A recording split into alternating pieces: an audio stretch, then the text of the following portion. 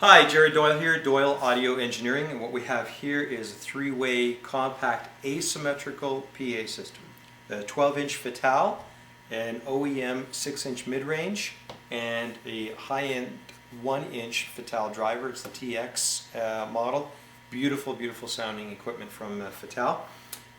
What we're going to do here is we're going to show you briefly how we are wiring our crossover for this. This is a custom job done for a customer of ours, Estuardo, hello, out in Winnipeg, and we're going to go through how the crossover is repatched when Estuardo wants to go from a three-way full range box to a two-way where he's crossing over the mid to the 12.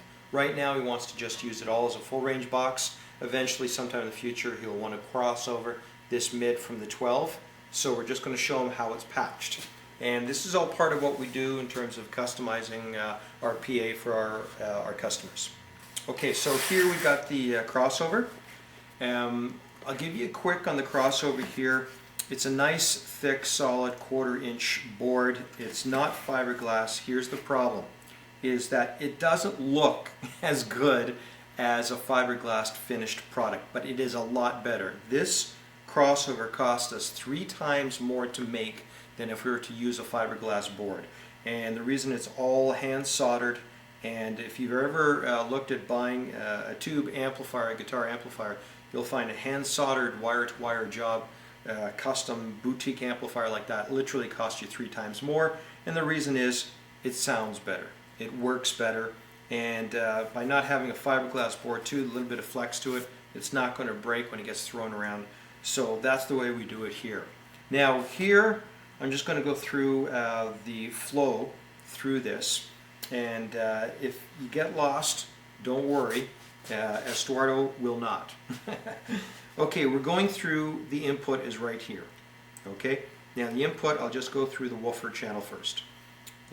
There's your input, signal follows through there to there. At this point it goes out to the positive of the woofer.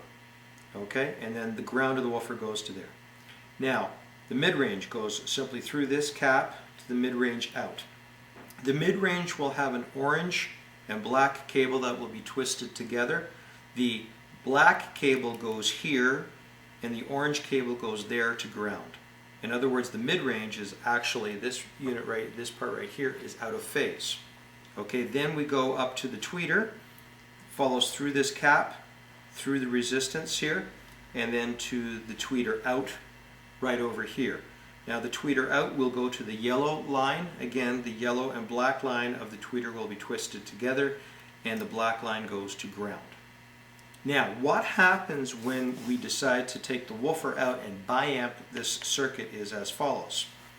Channel 2 will actually, positive will be there, and channel 2's positive will then go to the subwoofer. And then channel 2's negative will go to the negative of the subwoofer, and this whole circuit will be taken out. Then channel, the mid-range channel, which is right here, this will get changed around so that the black that is presently on there will then get changed to the ground, and then the the orange cable will then come to this mid-range here. In other words, the mid-range will be switched back to being in phase.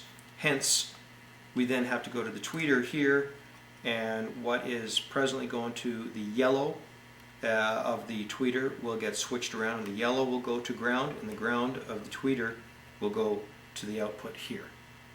That's simply it. Now, I can get into the technical aspect of that. I'll just tell you real quickly. If you don't follow this, that's okay. You will learn it eventually, but when we have a woofer and you're adding other subs to it, you want the woofers to be in phase. Okay? The mid-range, in this particular application, the mid-range actually has to be out of phase to work with this woofer as is. However, if you have an active system to where you can either delay your mid-range or you can use DSP to control it, you can then put the mid-range in phase with the rest of your system. And because of the relationship going through the crossover here, this unit has to be out of phase with this unit in order for us to have a smoother frequency response at the crossover point. So that's why we're doing it. If I lost you, I'm sorry. Don't worry about it. You'll learn it eventually. You'll figure it out. But it's actually a lot of fun to be able to go through systems and figure them all out. This all right here, actually it's a relatively easy system. It's neat that it's a crossover that you can actually be able to take apart and work with yourself. I know there's a lot of you audio engineers out there that would like to have some customized things done to PA. Well, that's what we do. It is Doyle Custom Enclosures after all. So please feel free to give us a call. If you have any questions, send them to us, or any comments, please leave them if you happen to be seeing this on a YouTube channel. All the best for now. Thanks very much. Take care.